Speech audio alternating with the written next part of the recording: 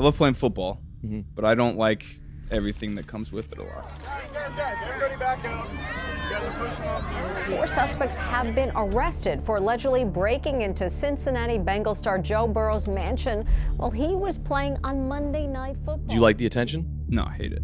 I get anxiety and like going out and having to take pictures with all these people, and I love it. I love the fans, and I'm, very appreciative of everybody, but, it's a lot sometimes. What he has become and what he is a stone-cold quarterback assassin. And he is coming for you. Joe Burrow is one of the NFL's brightest stars, a generational quarterback who can dissect defenses with surgeon-like precision. Burrow, pocket collapses, Burrow stumbling and just masterfully gets it to Higgins. Just otherworldly from Burrow. When I look at Joe Burrow, he has the charisma of Namath. Yeah. That's who that sucker reminds me of. Some might say I've gone Hollywood. Life is for the living, and I love it. Joe is living it up. I told Allison, this is why I need. I went Hollywood for a week, and now it's time to lock in. Yeah. I gotta tell you something. You know what scares me, Shannon? Those Cincinnati Bengals. Joe Burrow, Jamar Chase, T. Higgins. However, despite all of Joe's magic in one of the top offenses in the league, it's always a struggle for the Bengals just to get in the playoffs. Why?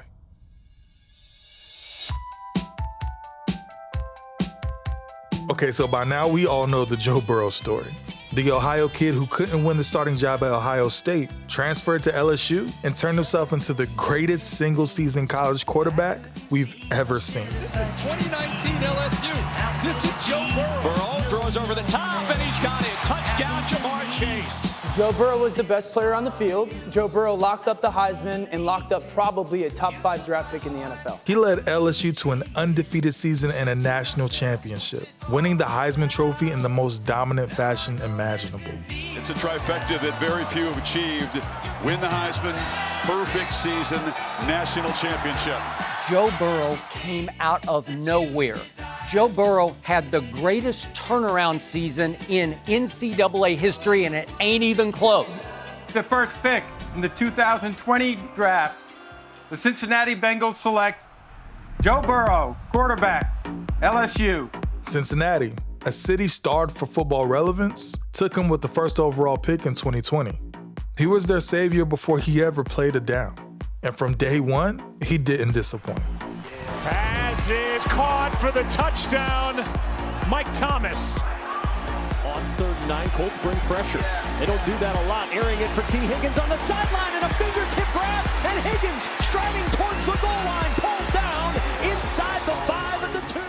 Even as a rookie on a team with a dreadful offensive line and minimal help, Burrow looked poised and confident. I think Joe Burrow has displayed in the last 2 weeks everything that you could potentially want for a quarterback to lead your franchise. I think Burrow's got the requisite size. I think he's got the good enough arm, good enough. I think he's really athletic. I think he's got the right temperament. He doesn't let crap bother him. I think he's not into commercials. He's more into winning games. Bernard in motion, play action, Burrow throwing, cut, Bernard, touchdown. There is not a young quarterback in the NFL that I would take outside of Patrick Mahomes over Joe Burrow. He's that good. This time protected to the end zone. Is it caught? Yes, it is. It's Boyd, touchdown. Incredible. But then, the first cruel twist. Sunshine, clear skies closer to the D.C. area this morning. So those clouds have rolled in here in late wind. The number 1 overall pick and the number 2 overall pick. Let's get it on for FedEx Field. Cincinnati and Washington. In the NFL this season, 3rd and 2. Burrow. It was Kendall Fuller and now Burrow. Oh, boy. This is a brutal game. This can be a really brutal game. The number 1 overall pick, Joe Burrow, was hit. He was down. He's been carted off. The entire Bengals team came out to say something to him. His former teammates at Ohio State, Chase Young, Terry McLaurin, Dwayne Haskins all came out. It didn't look good. They were checking out his left leg. A devastating ACL and MCL tear ended his season prematurely. Well, Bengals fans say the room went silent as Joe Burrow got hurt. Joe Burrow did throw more passes at the time he was injured than any other player in the NFL this year. Starting as a rookie, he dropped back to pass more times than any other player.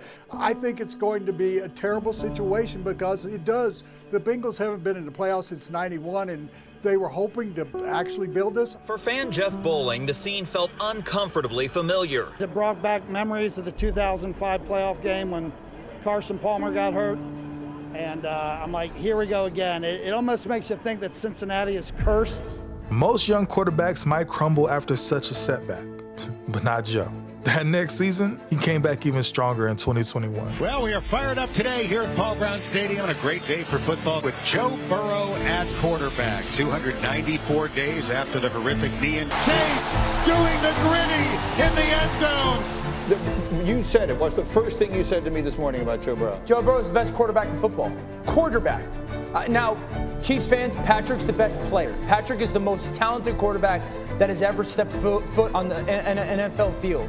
But when it comes to quarterbacking and understanding defenses and understanding play calls and how to attack defenses and the timing and getting the ball, Joe's the best. To the Super Bowl! And they did it. They beat Mahomes at home. Wow, Joe Burrow. No way. Joe, looking back on this season, what are you going to remember the most? I mean, you know, I watched the football life of Kurt Warner, you know, last week when we had a little break, and you know, I kind of thought about this in the locker room, and when they lost one, and you know, later within the documentary, he said that,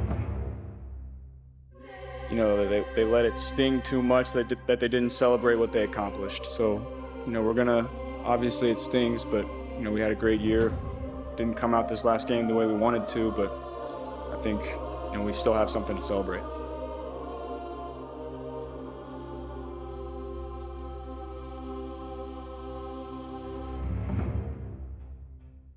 See, when you watch Joe Burrow, you immediately see what sets him apart. His pocket presence is legendary. He moves with subtlety and poise of a 15-year veteran. His accuracy, clinical. His leadership, unquestionable. When healthy, Burrow makes everything look easy.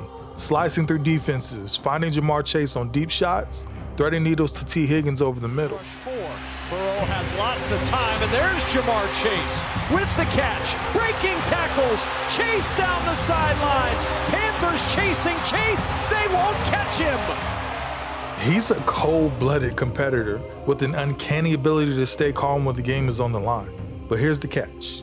Unlike any other sport, greatness alone isn't enough in football, and it never has been. For Joe Burrow to even passively suggest that he was part of the reason the Bengals didn't reach their goals last season is actually three things all at once. It is him being a great teammate, it is a fascinating insight into the drive that makes him what he is, and it is as patently ridiculous an assessment of football as you will ever hear. Despite Burrow's brilliance, Cincinnati has struggled to field a truly championship-level defense. Last year, despite allowing 434 points, there were only 3 teams in the AFC that allowed more than that last year: Cleveland, Jacksonville, and Tennessee. 2 of them allowed 435, so that's only 1 more point.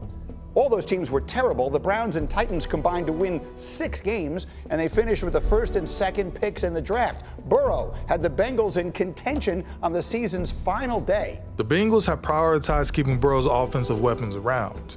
They've invested heavily in Chase, Higgins, and attempted to patch up the offensive line. But on the defense, it's always been a patchwork of young talent and budget vets. When they needed stops most, especially in high-stakes playoff games, they often fell short. Fair or not, it forces Burrow to play near-perfect football every single week. Every drive feels like a must-score situation. The kind of relentless pressure is not only mentally exhausting, but sets up an impossible standard, even for the best quarterback. This is a football team that has a great quarterback and 2 great receivers. And that's it. This team is all finesse and no physicality. Then there's the physical toll. In 2020, it was the knee injury. In 2023, the calf strain lingered all season long. Kevin Nagani back with you. Once again, our breaking news tonight. Bengals quarterback Joe Burrow went down in practice. Injury to Joe Burrow. Joe Burrow had to be carted off. Joe Burrow with a non-contact leg injury. It's close enough to know it's not good, but we're far away enough to expect the worst. Joe Burrow, it doesn't look good. I mean, he's played through dislocated fingers, sprains, and countless hits behind a struggling offensive line. Guys, you saw the second throw he attempted to make. I saw the first just seconds before that. He cannot grip the ball He could not raise his elbow, about above a 90-degree angle as he tried to release that ball. And then you have how hard he's worked to get back with the calf. I think that's why there's so much frustration and anger here from Joe Burrow, and you can't blame him. I mean, no matter how mentally tough or talented you are, the body has limits. And with every passing injury, the window for a quarterback's prime shrinks a little more. The NFL doesn't wait for anyone. Despite outliers like Brady, the average quarterback's prime is short. And for Joe Burrow, the window is now. He's developed into like a cerebral assassin, reading defenses pre-snap, adjusting protections, making lightning-fast decisions. Elite stuff. And his supporting cast is as good as it's ever been on offense. But as every year slips away, each missed playoff run, each injury-shortened season, each front office poor managed decision, the opportunity to cement a lasting legacy gets smaller. You only get so many chances to reach that mountaintop. And in the NFL, tomorrow is never promised. However, in an era where star players force trades, air grievances publicly, or boil out the first sign of dysfunction, Joe Burrow remains cool and calm. Look, he believes in Cincinnati. That's obvious. He believes in the locker room, even when the defense can't stop anyone or when he's getting hit 10 times a game. But you have to wonder, how long can that loyalty last? How long can one man carry the weight of an entire franchise before it starts to crackle? If you are a superstar caliber talent in any profession, the first thing you run away from is leadership that cuts corners. If you got leadership that cut corners at every turn, you get the hell away from them. Joe Burrow is the definition of a generational quarterback. He's talented enough to lift his team above its flaws, but only to a point. Look, he's too good to fail entirely, yet his environment often ensures he falls just short of the ultimate success. He embodies both the hope of a city and the cruel limitations of football as a team sport. It's not that Burrow hasn't done enough. I just think that he's been forced to do too much. The Bengals are on the clock, and other teams aren't waiting around. The AFC is loaded with talented quarterbacks. Mahomes, Allen, Jackson, Herbert, Stroud. The margin of error is razor thin. And while they have drafted and signed new defensive talent in recent years, it's often felt like one step forward and two steps back. I mean, even this year, their top draft pick, Shamar Stewart, held out over contract disputes, as well as their top defensive end, Trey Hendrickson, highlighting the ongoing instability in the front office. Very disappointed with the communication that's been had. It's former players have walked in these shoes, and what it foreshadows is not something that I'm excited about to tell my wife and family. They see how hard I work. There's no other organization knows me better than this one. They watch me an individual, they see how I carry myself as a human being, and they know me. Burrow's legacy is still unwritten. He could very well hoist the Lombardi Trophy and etch his name alongside the all-time greats, but the window is finite. I guess what I'm saying is when people look back at Joe Burrow decades from now, they'll see the highlights, the perfect deep balls, the swag in big moments, the calm under pressure. But will those clips tell the whole story? Will he be remembered as the quarterback who finally broke Cincinnati's curse? Or will he be the star who almost had it all, but was ultimately let down by circumstances beyond his control? That's the paradox of Joe Burrow, a once-in-a-generation talent constantly battling not just opponents, but the very environment around him. The question isn't whether Joe Burrow is good enough. He's already proved that 100 times over. The real question, though, is will he ever get the chance to finish the story the way he deserves?